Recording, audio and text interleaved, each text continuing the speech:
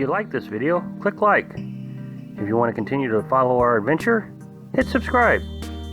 Your support would be greatly appreciated. Hello, Little House on the Road subscribers and followers. Well, today's Friday, so that means the EZ5. So, meaning the top of the 5 for Fridays. Okay, so what do we got here? What is the worst parts of living in a pop-up camper? So that's a pretty good question. So let's get right into it. Number 1, dread of the unknown. Going to new campsites.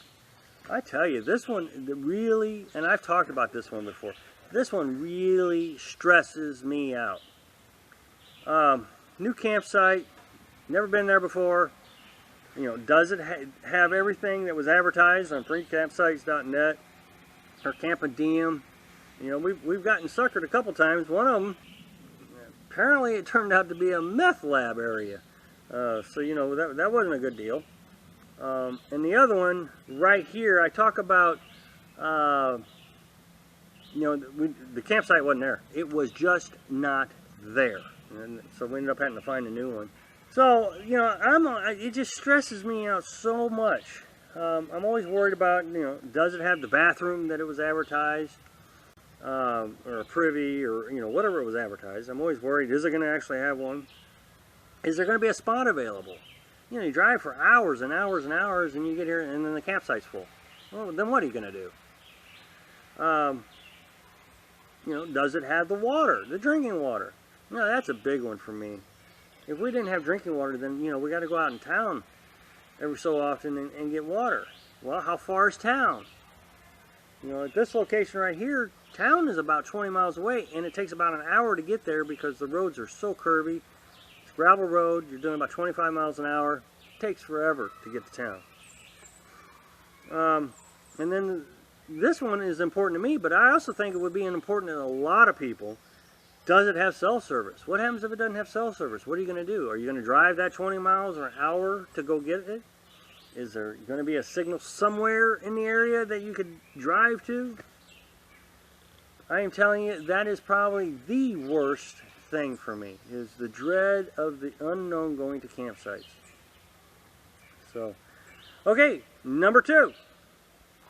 Lack of storage in a pop-up. Well, I tell you, that should be self-explanatory. No matter what you do, there's just not enough room. You get rid of stuff, not enough room. And you think, well, I just got rid of stuff. Not enough room. So, you know, you're constantly building shelves, or, you know, making temporary spaces, or rearranging. It's just a constant battle trying to find storage.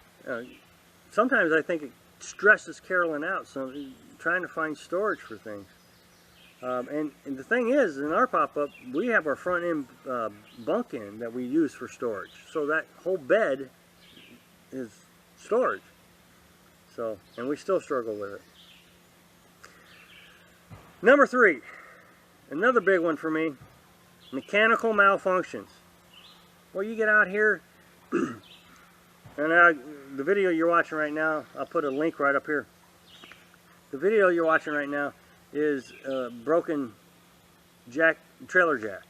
It broke on us when we were packing up from Bynum Creek.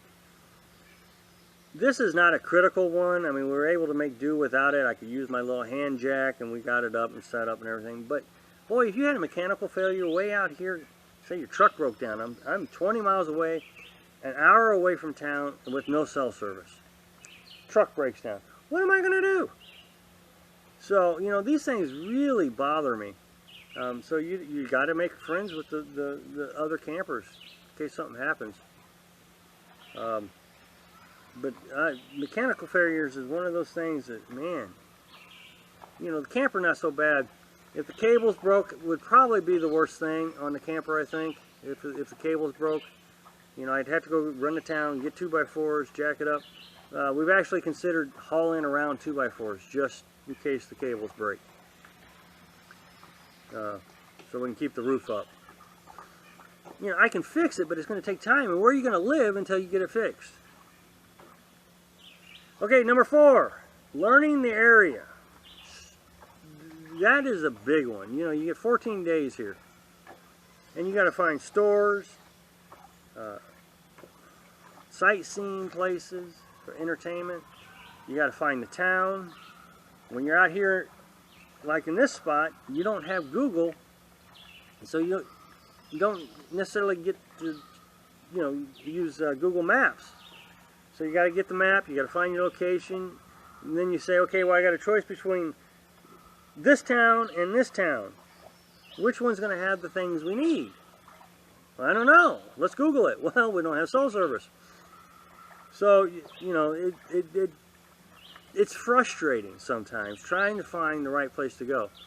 You know, the map we bought, it does have, and I found this one to be a good tool, is find Walmart. If you find Walmart, it seems like you get a lot of the other things you need in that town. It's not always the case. Carolyn has an app called Around Me that she uses.